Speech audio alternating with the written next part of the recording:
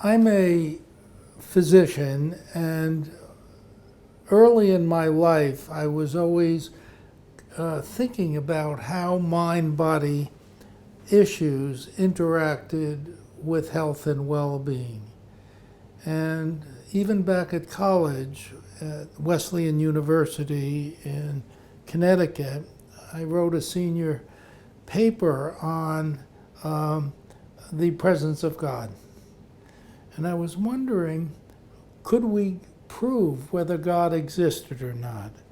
And fell upon the work of William James, who pointed out that scores of people had studied various techniques, all experiencing a deity, God. And I figured maybe there was no proof for this, but it was there before. Then I went to Harvard Medical School, graduated, and got into cardiology, mostly because my dad had died of a heart disease. Went into high blood pressure and found that in my office I would be consistently measuring blood pressure too high. I'd be over-medicating these people, and I wondered why. Could it be stress? And at the time, it hadn't been defined, namely so-called white coat hypertension, that the white coat of a physician or a nurse would elevate blood pressure. So what I did was return to Harvard Medical School for 2 years to see if I couldn't create an animal model for stress-induced high blood pressure. We were successful in doing that, and young people came to me and said, we were using Skinner's operant conditioning techniques, reinforcing higher blood pressure. So young people came to me and said, why are you fooling around with animals? Study us, we can control our own blood pressure. This was back in the mid-1970s. They said, we practice transcendental meditation, and please study us. Well, at the time, stress was not on the table in terms of an acceptance within the medical community. So I said, no, we're having enough, and I can't do it.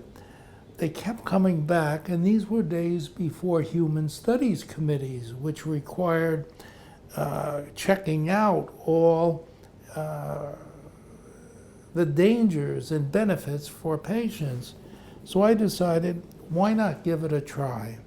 So people who practice transcendental meditation came to my offices, but I was careful. I studied them only in the evening. They come in through a side door so people wouldn't see this.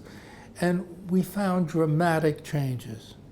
Namely, we would instrument them with electrodes, with masks, with muscle tension devices, and found that when people meditated, practiced transcendental meditation, there was a change in the physiologic changes which were opposite to those of stress. Instead of increased blood pressure, heart rate, rate of breathing, different brain waves, they were decreased and changed. And by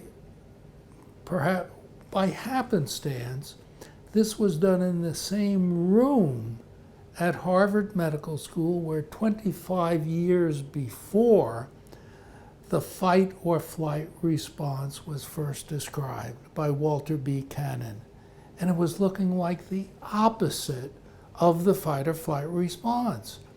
And I immediately recognized that, and then started focusing on what was special about TM, transcendental meditation.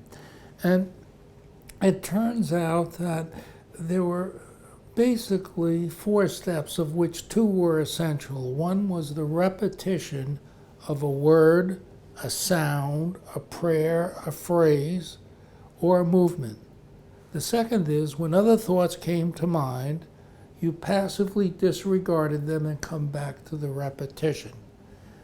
then question became, has this been described before? In other words, breaking the train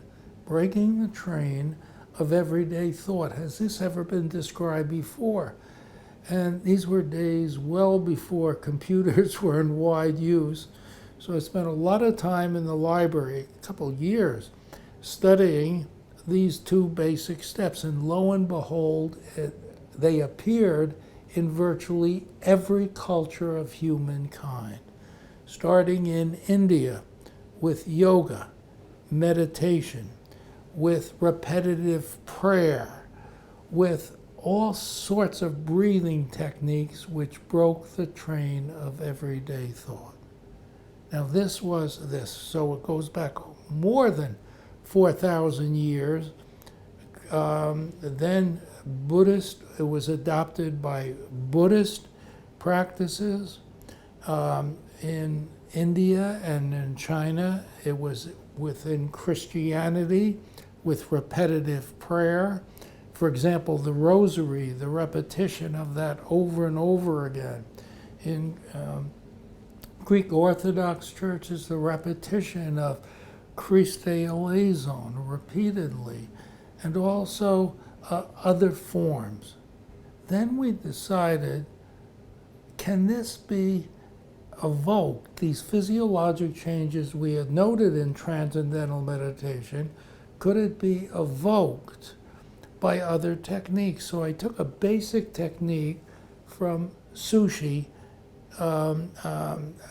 Buddhism, where people sat quietly and focused on their breathing and counted in magical numbers. Out breath 1, magical number 1. Out breath 2, 2. Up to 10, back to 1 again. And had people do this. And these were bright Harvard medical students, Boston College students, Simmons College students. And after instrumenting them, the experiment was a complete failure. The bright students lost count, and that was the end of the experiment. So we said, okay, stay with a number 1. So people would sit quietly, close their eyes, breathe slowly, and on each out breath, 1. Other thoughts come to mind, oh well, 1. And we found virtually the same changes that we had found in transcendental meditation. Now this was so important because what it did was bring us into the scientific, evidence-based realm. Here was something that was measurable, predictable, and reproducible. Measurability, predictability, reproducibility, that's science. And then I dedicated the next 40 years of my life to looking at various diseases that were caused or exacerbated by stress. And what we have found is that to the extent stress is causing or contributing to a disease, to that extent the relaxation response is usefulness. Now we're not saying you should give up medications. We are not saying you should give up surgeries, but they should be added to these marvelous also scientifically based aspects of medicine. And then it can be a whole integrated whole. Think of it as a 3-legged stool, where one leg is drugs, a second leg is pharmaceuticals and a second one is surgery and procedures. And the third one is mind-body effects such as the relaxation response. And now what we have found is that it actually changes the expression of your DNA. That is the fundamental building blocks of our chromosomes.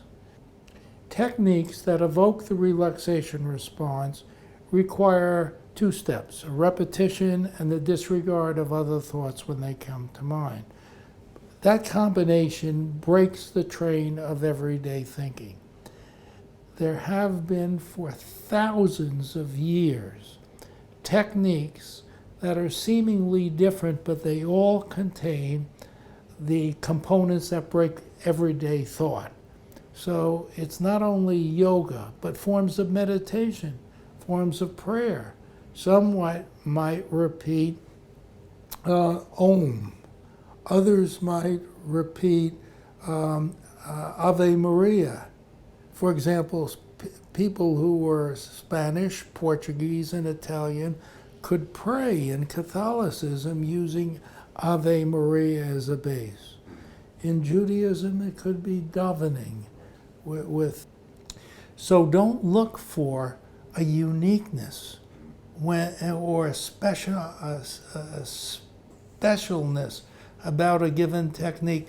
There's an interesting phenomenon I've noticed, that people have a given technique, use a given technique, they believe theirs is the best and the only one.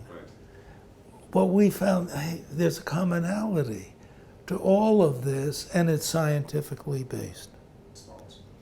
If we want to evoke the relaxation response, choose any one of these techniques, but a standard, basic, generic way of doing this, and do this if you wish to evoke the relaxation response, but keep in mind that you should check with your physician first, or a healthcare professional. You don't want to have his or her medications altered without them knowing about it. So the basic steps are: sit quietly, close your eyes, and relax all your muscles, starting with your feet, your calves, your thighs. Shrug your shoulders around. Roll your head and neck around. Great. Great. Now sit at ease and breathe slowly. And each time your breath is coming out, say silently to yourself your chosen word or sound or prayer or phrase. Other thoughts will come to mind. They're of course natural, but when they occur, don't be upset, but simply say, "Oh well," and back to your repetition. Those are basically the steps. Now, what you choose as a word, a sound, or prayer or phrase is up to you. You can individualize it. In other words, choose it in your basic first language. If you're of secular inclination, it could be the number one, the word peace, the word love, the word gentle, the word calm. If you're of religious inclination, a short prayer. If you're Catholic, if you're a Catholic, you're there. I mean, just simply use Hail Mary, full of grace, or in your own language, Ave Maria, or what have you. Jewish, Echad, the number one. If you're of Hindu faith, Om. Tibetan faith, Om Mani Padme Hum. Greek Orthodox faith, Ave Maria, or Christe eleison. I'm sorry. If you're of Greek Orthodox faith, Christe eleison. Now, if you have trouble sitting quietly, then a movement technique will have those two basic steps. Yoga would be a perfect approach to use. The point is, you could individualize this. And to have it work effectively, it's good to do this for 10 or 15 minutes once or twice a day. I see. Stress is related to 60 to 90% of visits to healthcare professionals. And no drugs or no surgical procedures are effective in treating that. One requires the evocation of the relaxation response. But if you choose this, make sure you do it under the care of your physician, or healthcare professional, because she or he should recognize you're doing this because your medications might be altered. Now, the various diseases and conditions that are influenced by stress include anxiety, depression, excessive anger and hostility. Virtually all forms of pain are somehow influenced by stress. In other words, you have a pain, you think about it, the pain gets worse, and it builds upon itself. By evoking the relaxation response, it will be an effective way of treating the stress. Now, also, there are other conditions, high blood pressure, pain of angina pectoris, postoperatively in heart attacks and strokes, infertility. For example, one also sees this in IBS, irritable bowel syndrome, inflammatory bowel disease, all have a stress component. And to fully get the effects of the relaxation response, it should be done once a day, because to evoke the response builds up a genetic response in your body that should be reinforced by the daily practice. Throughout the decades of research, it's always been evidence scientifically based. And what we have tried to do is stay with the developments of the techniques, the technologies that evoke, that are most current. For example, about 20 so years ago, MRIs developed, so we did studies on magnetic resonance imaging in people evoking the relaxation response, and yes, there are indeed specific changes within certain areas of the brain. Then the whole genetics field developed, and now over 10 years or so, collaborating with colleagues at the Beth Israel Deaconess Hospital, Tuvia Lieberman, and most recently, Manoj Kumar Basan, we have found that when people evoke the relaxation response, there are actually changes called epigenetic within the DNA of the chromosomes. These activities, in turn, are transcribed into RNA, and the RNA creates the enzymes, the biochemical basis of immunology and what have you. In other words, the genetic expression of the DNA is altered by attaching called methyl groups to the DNA, and those methyl groups in turn translate the DNA into RNA and the genetic expression.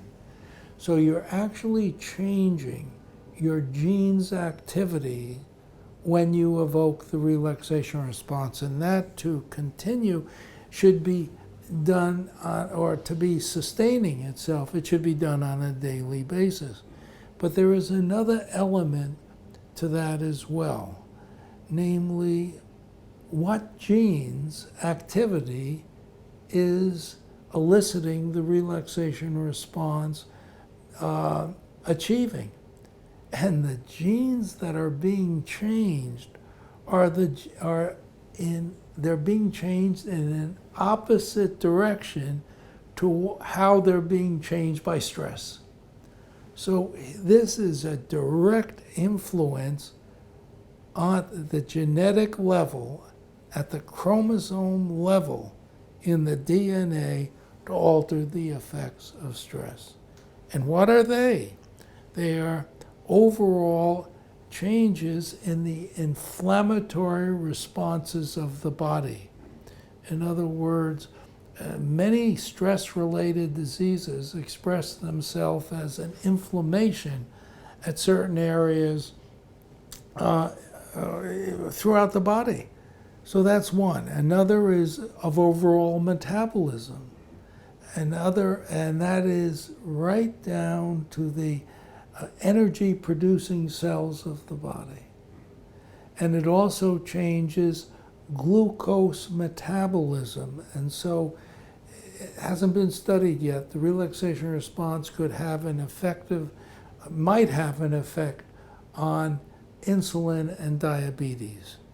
And also, the ends of the chromosomes are shortened by stress. And the relaxation response slows down that process. So here, we have something that the ancients have discovered. We've discovered nothing new.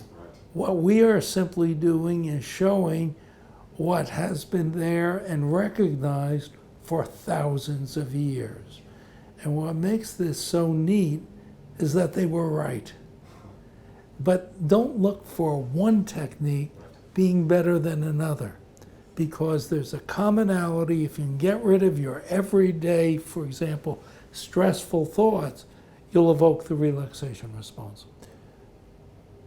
From my point of view, being scientifically based, if you will, one has to ask the question, say with Alzheimer's, is there an aspect of Alzheimer's or a condition of Alzheimer's expression that is made worse by stress? Look at the relaxation response to see whether it could affect the development or progression of Alzheimer's, and somehow controlling for doing or not doing, evoking the relaxation response.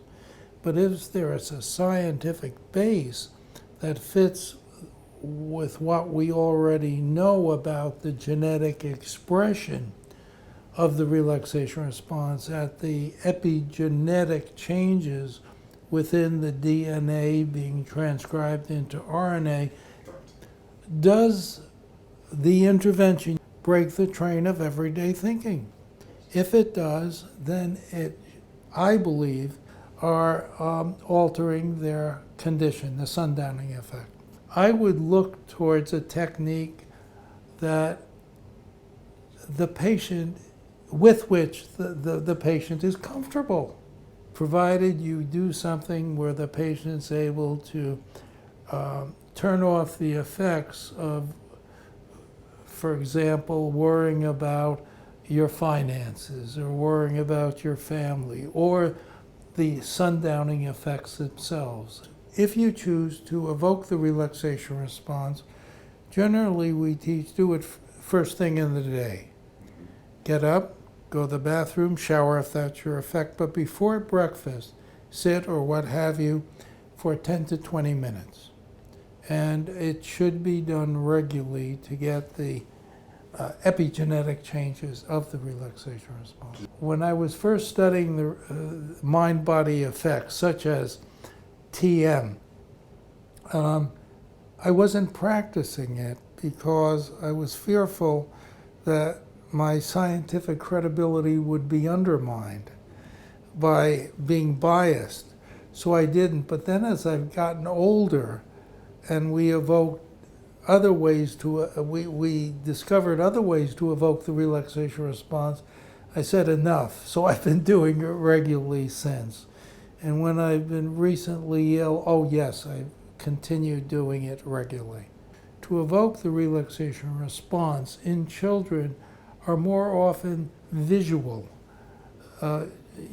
Young teenagers and what have you are under tremendous stressors, and they often are better with a visualization that's repetitive as opposed to a word or sound or prayer or phrase. In fact, amongst most students, teenagers, the major issue they have is stress. Let me give you a technique.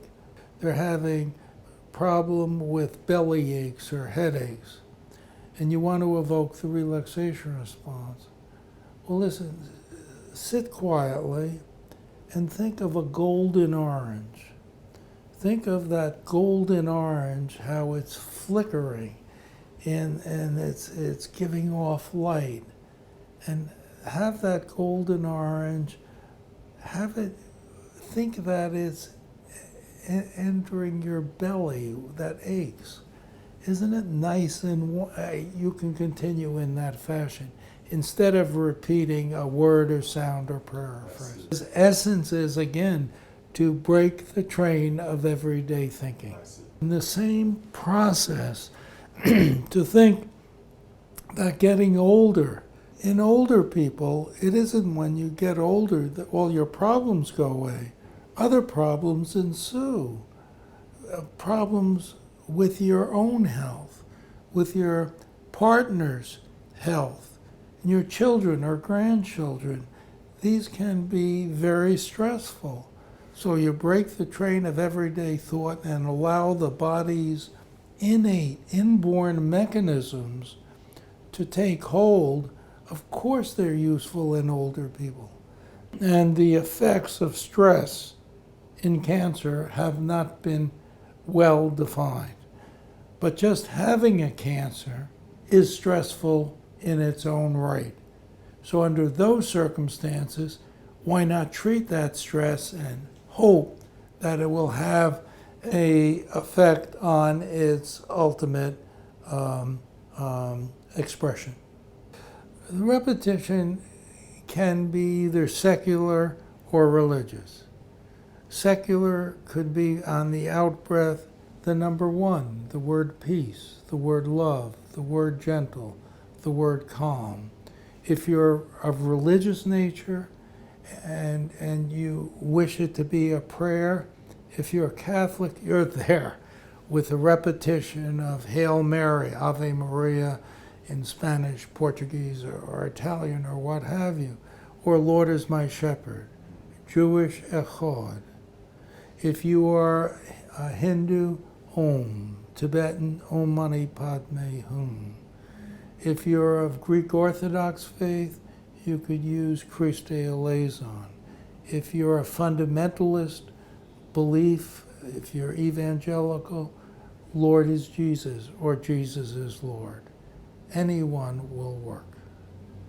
Exactly, and isn't it peculiar, or isn't it uniquely human that we would kill each other, literally murder each other over the choice of whether you're using, what prayer you'll be using. That's so true.